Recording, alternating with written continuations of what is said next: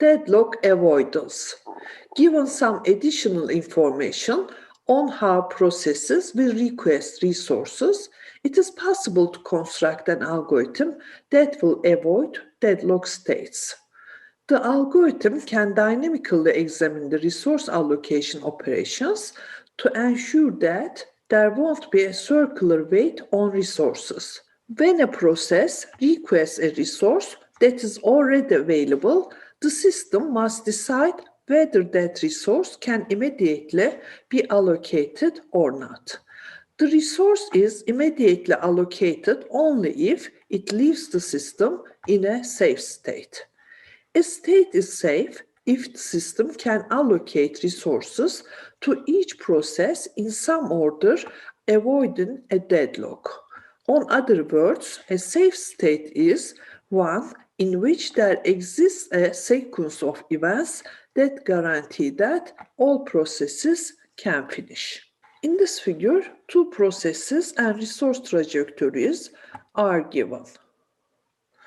This dimension is showing the operations of A, and this dimension is showing the operations of B. Here notice that process A requests the printer at this point and keeps it until the point I3. And similar for plotter. Plotter is requested at I2 and it is kept until I4. And it is similar for process B. When A crosses the line I1 here from R to S, it requests and is granted the printer.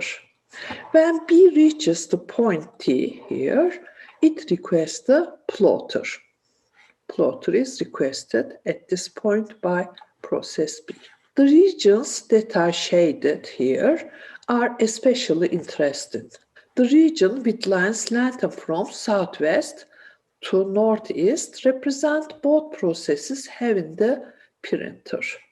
Printer by process A here and also by process B. So this region is corresponding to the region that both processes having the printer, which is not possible. The mutual exclusion rule makes it impossible to enter this region. Similarly, the region shaded the other way, this region, represents both processes having the plotter and is equally impossible. If the system enters the box bounded by I1 and I2 on the other side, that is the box bounded by I1 and I2, and I5 and I6, I5 and I6, top and bottom, it will eventually deadlock when it gets to the intersection of I2 and I6, I2 and I6. At this point, A is requesting the plotter and B is requesting the printer, and both are already assigned. This entire box is unsafe and should not be entered.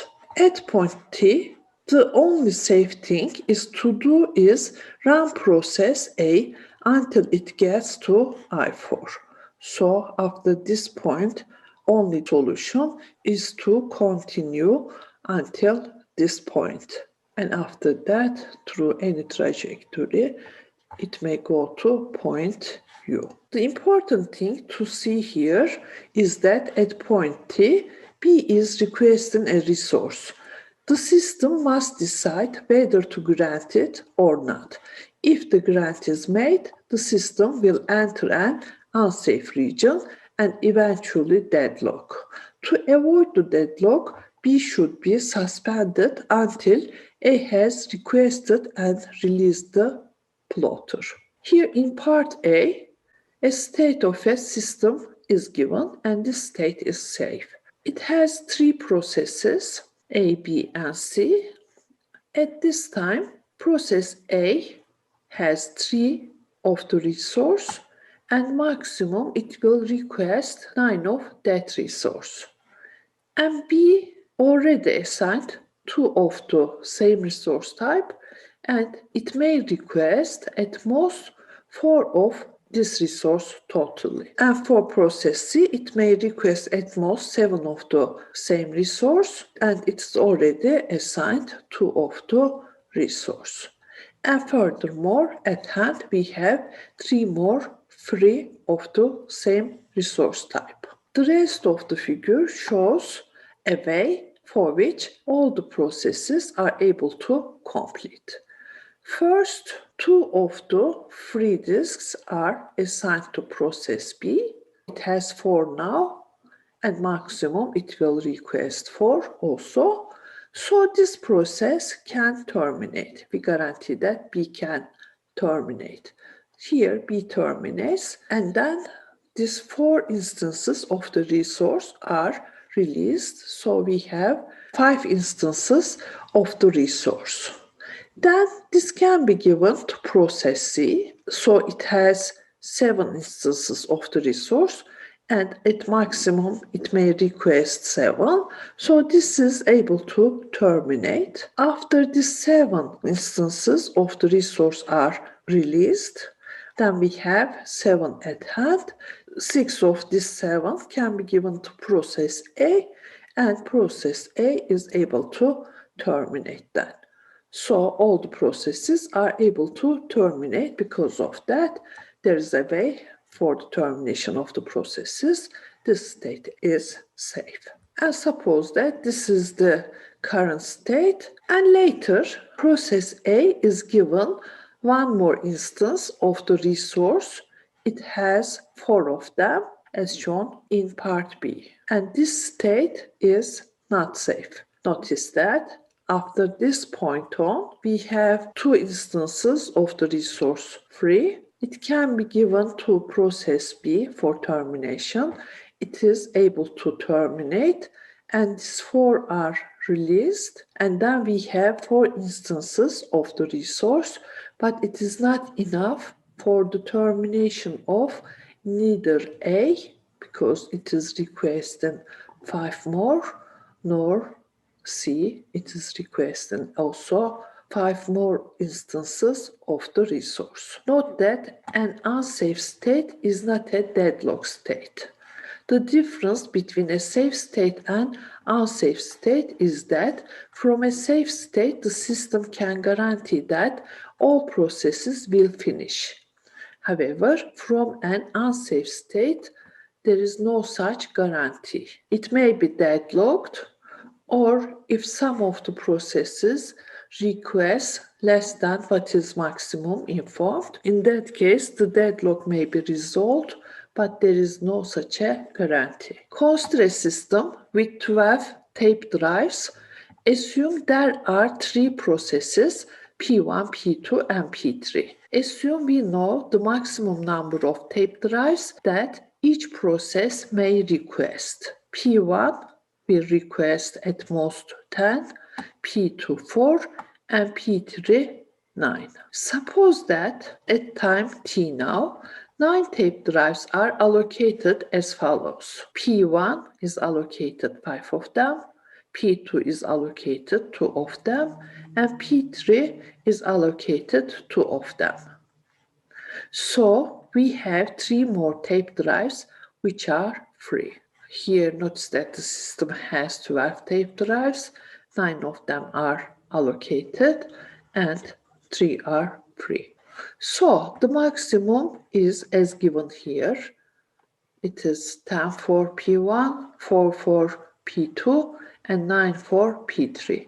Allocation is 5, 2, and 2 for processes P1, P2, and P3 respectively. And available number of free resources is 3. This system is in a safe state because we sequence processes as P2, P1, P3. P2 can get 2 more tape drives and it finishes. P2 is able to finish because 2 is enough for the process P2 to complete its operations. 2 is allocated to P2. Then here we have 4, we have 1 free. When P2 finishes, these are released. Then the system will have 5 free tape drives.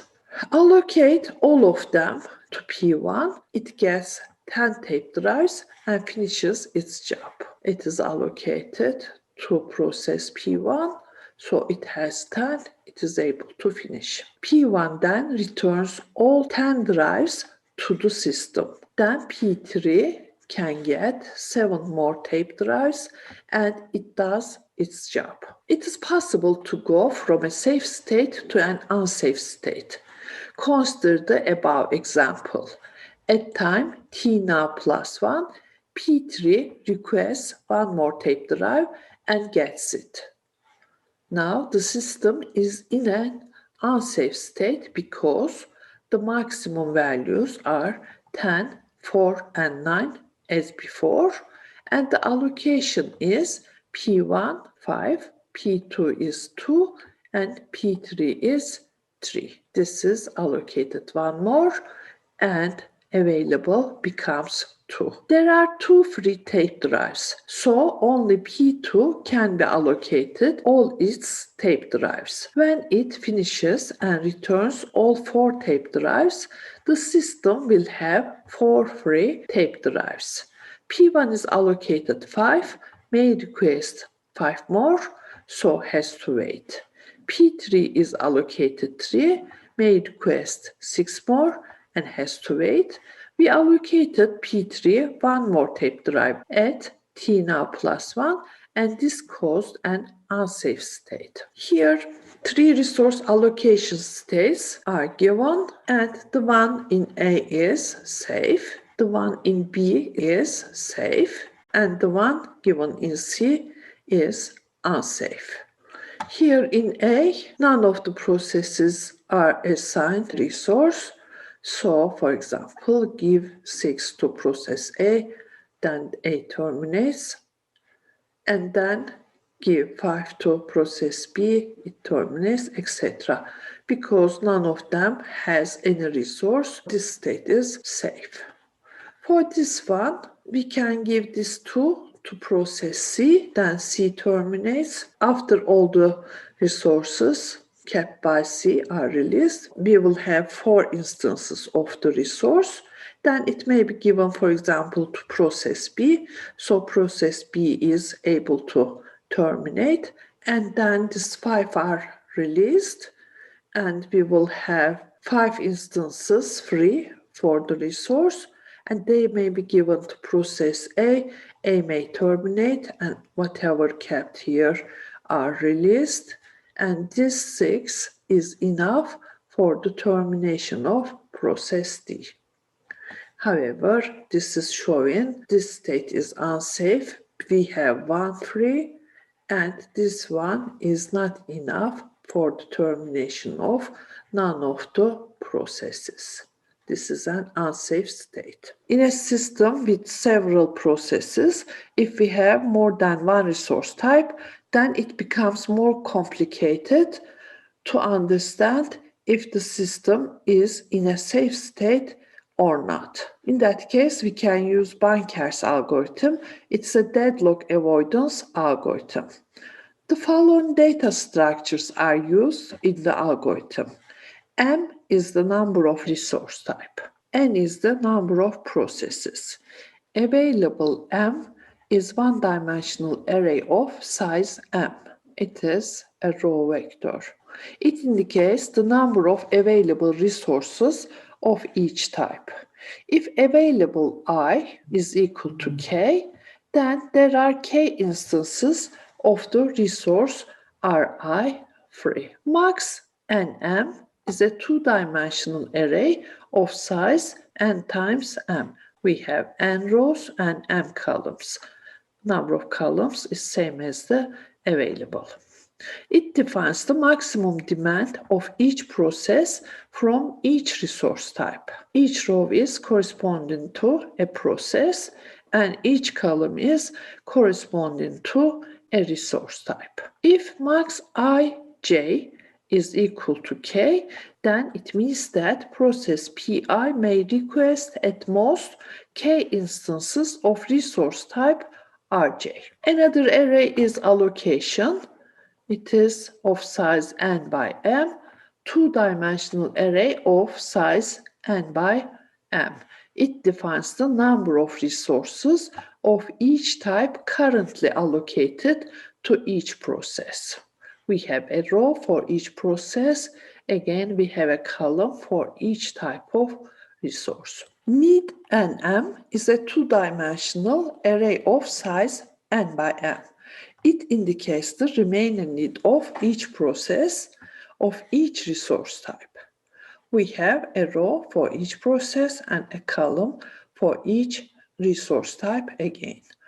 If need ij is equal to k, process pi may need k more instances of resource type rj. Note that need ij is equal to max ij minus allocation ij. So the values in the need array is obtained by subtracting the values in allocation from the values in max. Request NM is two-dimensional array of size n by m. It indicates the pending requests of each process of each resource type. For each process, we have a row in the request matrix similarly. Now take each row vector in allocation and need as allocation I and need I. Allocation I here specifies the resource currently allocated to process PI. Define the relation less than equal between two vectors x and y of equal size and as follows. We say that the vector x, in fact this is a row vector in our example, the vector x is less than vector y if and only if each value in x is less than or equal to the corresponding entry in the y vector. I is from 1 up to n. If this is not holding, we say that x is not less than y. This is the case. xi is greater than yi for some I. If at least for one entry this equation is not holding, then we say that x is not less than equal to y. Notice that x not less than equal to y does not mean that x greater than y. They are not same. The algorithm is as follows. 1. Process pi makes request for resources. Let request I be the corresponding request vector.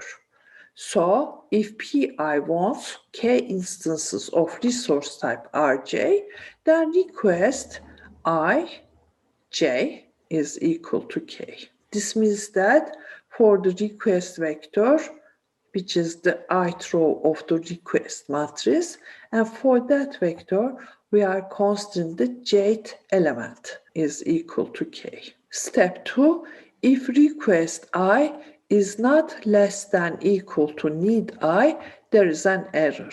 Step 3, otherwise, if request I is not less than equal to available, then pi must wait. Step 4, otherwise, modify the data structure as follows. Available is set as available minus request I. From the vector available, we are subtracting request I, and allocation I, the row I of the allocation matrix is set as allocation I plus request I. So we are adding this row vector to the ith row of the allocation. Need I is set as need I minus request I. The request vector for process I is subtracted from need I. Check whether the resultant state is safe. Use the safety algorithm explained in the next slide. Step 6. If the state is safe, do the allocation. Otherwise, pi must wait for request I. The safety algorithm to perform step 5 of the Banker's algorithm is as follows. Work and finish be vectors of length m and n respectively. Step 1. Initialize work equal to available. Finish j equal to false for all j. Notice that both are vector. Step 2. Find an I, that means that we are trying to find a process I such that finish I is false, it is not finished yet, and need I is less than equal to work, less than equal to this row vector. If no such I is found, go to step 4. We are going to here. Step 3, if an I is found, then for that I do work is work plus allocation I, finish I true, go to step 2, go back here. So we can go step 4, either there is no more process having value finish as false, or we are not able to find a process having need I is less than work. Notice that if we are able to find such a process, then it means that whatever available is enough for the termination of that process, and after that whatever assigned to that process will be released. So work becomes work plus allocation I, and finish I is set as true. If all finish j is true for all j, then system is safe. However, if it is not true for all j, that means that we are at step 4 because we are not able to find the vector need such that it is less than equal to work. So they are not able to finish. Here is an example. We have 2 processes and 3 resources. Suppose that we have available as 1 for 1. We have 3 resource types, and whatever available for each resource type are 1, 4, and 1. The maximum is given as for process P1 we have 1, 3, and 1, and these are corresponding to resources. Process P1 will request at most 1 of resource type 1, 3 of resource type 2, and 1 of resource type 3. And similarly, process P2 will request at most 1 of resource type 1, 4 of resource type 2, and 1 of resource type 3. And whatever allocated to each process, this is the row for process 1, it is 0, 0, 0, nothing is allocated to process 1 yet, and nothing is allocated to process 2 also. The need is showing what can be needed in future. It is obtained as maximum minus allocation. So we will have 1, 3, 1 and 1, 4, 1. And the current request is 1, 2, 0 for process P1 and 0, 2, 1 for process 2. Request 1 is to be processed. If the request 1 is satisfied, the data would become available such as 0, 2, 1. From this available, the row vector is subtracted and we have this value, and to the allocation given here, this vector is added. So we have 1, 2, 0 here instead of 0, 0, 0. And the second row is the same. And for need, we have to subtract this one from the previous need. So it becomes 0, 1, 1. So the data will be as given here if the request is satisfied. However, we have to check if the resulting state is safe or not. Now we have to apply the safety algorithm. Our state is this one. If the request is satisfied, we are checking if this is a safe state or not. We are applying the algorithm. We have work equal to available, and we have a vector finish as false and false. It is false for all the processes. We have 2 processes, so the values are false for all of them. The step is 1. We are checking if need 1, which is 0, 1, 1, less than work. Need is this one, and we are comparing with that one. And this is correct. So I is okay. We are setting work as work plus allocation 1. So this will be incremented.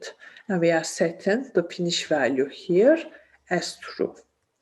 So we have work as 1 for 1, and we have true here and false there. This need is added to work, and new value of work is as given here. And then we are trying to find a process for which the finish value is false, this one. Then we are checking if need to is less than equal to work. Need to is this one, and we are comparing with the vector work and checking if it is less than equal to. This is correct. So this is false and the condition is correct. We are setting work as work plus allocation 2. So it becomes 1 for 1, and finish 2 is true. So we have true, true here, and this is the new content of work. At this point, we are not able to find a process for which the finish value is false, and we go to step 4. Go to step 4, all true, system is in a safe state, so do the allocation. If the algorithm is repeated for request 2, the system will end up in an unsafe state. Apply the algorithm by yourself and see that the system will end up in an unsafe state if request 2 is satisfied. Because this is resulting in an unsafe state, the request 2 will not be satisfied. Later, maybe process 1 requests some more resources, and it will checked, and it will be seen that resulted in a safe state. And maybe later process A will terminate, or without requesting any resource, process 1 may terminate also.